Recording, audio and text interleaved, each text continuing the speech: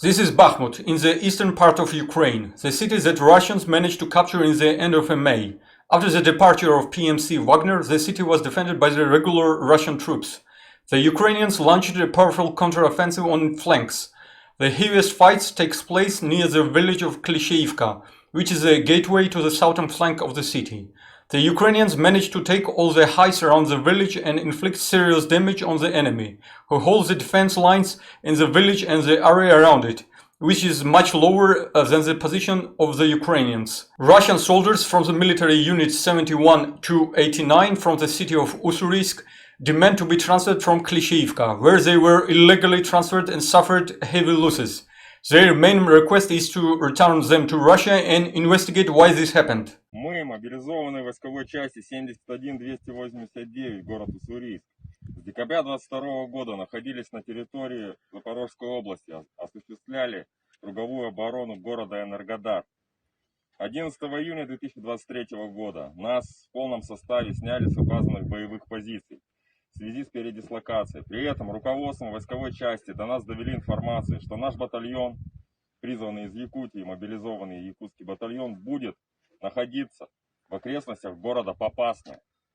Однако 17 июня, без ознакомления личного состава с боевым приказом, нас вывезли в село Клишеевка Артемовского района. 15 суток мы находились под постоянным минометным огнем противника. В день по нам выпускалось более 2000 снарядов.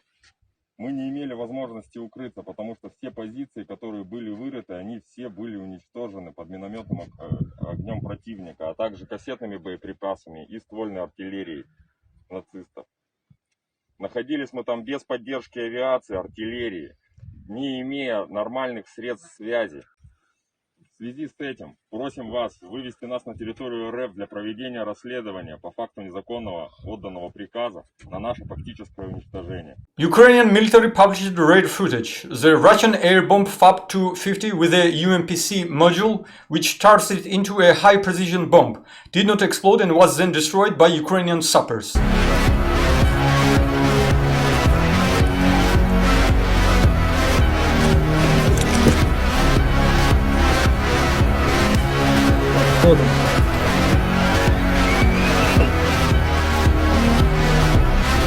The channel of the Russian military propagandist Rudenko stated that the Ukrainians began not only to mine drones, but also to insert GPS chips into them, tracking the movements of the soldiers who shoot them down and bring them to headquarters, then launching artillery attack. Сейчас появилась новая вражеская такая уловка.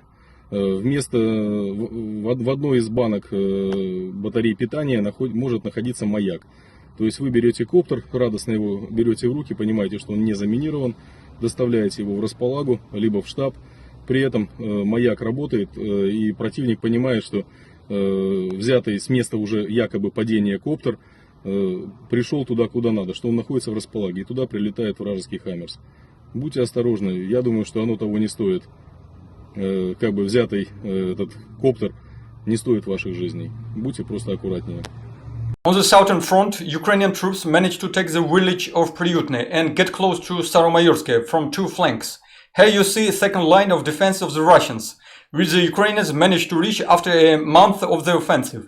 Very heavy fighting goes on a long front line from Donetsk to Dnieper River. Russians trying to slow down the enemy as much as possible. Both sides suffer heavy losses. On the left bank of the Dnieper River, where Ukrainian troops are holding small bridgehead, heavy fighting has been going on for the last 2 weeks.